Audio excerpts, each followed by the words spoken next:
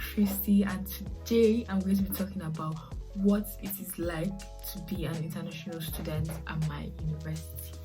So I go to the University of Leicester in UK and I study law, which is very intense, but I'll pull through. Hope you guys enjoyed this video, and let's just get into the video right now. So far, how has it been? It's been a massive change for sure, moving from Nigeria to this place, but I think I'm coping, and I think at this point I've gotten the hang of things, so that's very nice. Because being an international student in a new country, it requires a lot of adaptation. Like, you need to get used to a lot of things that are not common in your home country. Like for my university, some accommodations are really far from campus, example where I live, so we have to use a shuttle bus to get from campus to our accoms, and from our accoms to campus, and back and forth. And like where we are is not really the main part of town, so if we also want to get to the main part of town, we have to use the bus.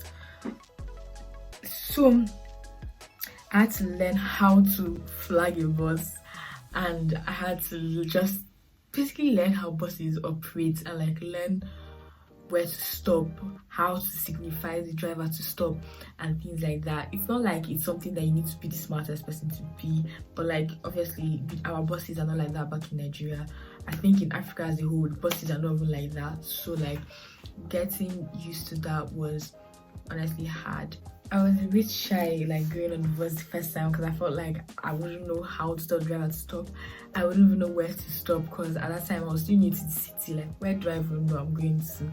So I was honestly scared, but figured it out. So yeah, I started to learn how to do contactless payments. Like, if that's not a big thing in Nigeria, I don't even think it is a thing in Nigeria.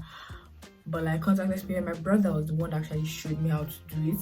Because personally for me, I don't use like I don't use cards back at home, so I was always a cash person because of my mom was a cash person, so it was just normal like that.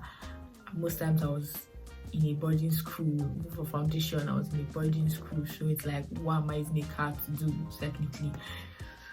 So I was like very used to like the cash system, and I come in here and it's like, oh, I don't even need to use my card, because right now I never take my card out of my room. Like, I always pay for everything on my phone, so it's like getting used to that soon is another like thing that just comes with being an international student at my uni. Because my uni, all the cafes and all the places to buy things don't accept cash, so either you have a card or you have your phone to pay for it. One of the two, that's all they use. So yeah, another thing that I had to get used to as an international student in my uni is our method of attendance. So a lot of times, yeah, in Nigeria, I don't know for sure because I've never asked, but I think they like write their names down or something. But like here, we just have to mark our attendance, and it's not the same thing in every uni, because I have friends that stay in like Birmingham and like other places that they don't really use their IDs, they give them a code, and I don't even know how that works. But yes, I guess it all depends on like where you are and where you're staying. But yeah, the fact that we just have to use our ID to like mark our attendance was very strange for me. As an international student, I really love the accommodations and the facilities of my uni. Like, it's just really nice, because I know that back at home I would never get this type of things, I would never have this type of things. And I'm not saying like it's a bad thing to be at home. That's still like the advantages of being at home too, specifically in the money aspect of things. That's like the very main advantage. But like the fact that I just get to use a lot of things, like yesterday I went to the sauna with some of my friends. I went to use a sauna in like a school accommodation, just chill there for a while. Like things like that I know I can't do back at home have just been really amazing for me. Because in Nigeria, if you're going to a private university, you're not really leaving the uni except it's a holiday or you're really sick. Like most times you are in the uni. Like sometimes it could just be very like clustered. I don't know if that's the right word, but sometimes it just feels like you don't really have the freedom you are meant to have in university. So being an international student and just coming to UK or even Canada or Australia, US, anywhere it is that you're going to, that freedom that comes with being in university, you get to actually feel it, because you're free to do whatever you want when you want. You're free to make your choices, you're free to just go anywhere. And the best part of it all is you can, or in most situations, especially in UK, you have a room to yourself. So at the end of the day, moving to a new country alone can be lonely at first, like really lonely. Like, I remember last year when I first came and I only had one friend because I knew her in my foundation year.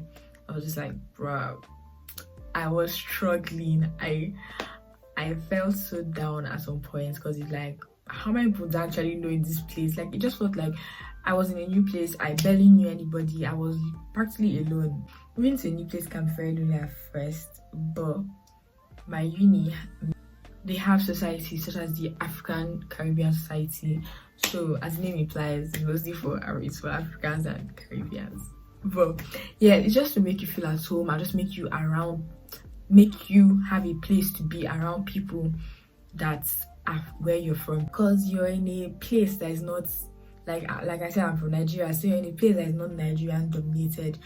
I guess the only downside I would say about being an international student is the fact that I don't know if it's the same thing for everybody, for like other unis and everything, but it's the fact that we pay more than others. Like, the normal school fees for law, let me use my course as an example, in my school is £7,000.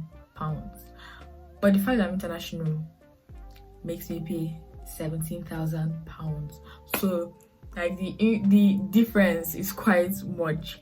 So that's like the only downside to it. Thank you guys so much for watching this video. Don't forget to like, comment and subscribe and share so that more people can come and watch it. Hope it really helps people out there, and hope it really just gave some free insight on what life as an international student has been. Hope it gave people some insight on how I live my life and what I do. And I'll see you guys whenever I see you guys again. Bye guys.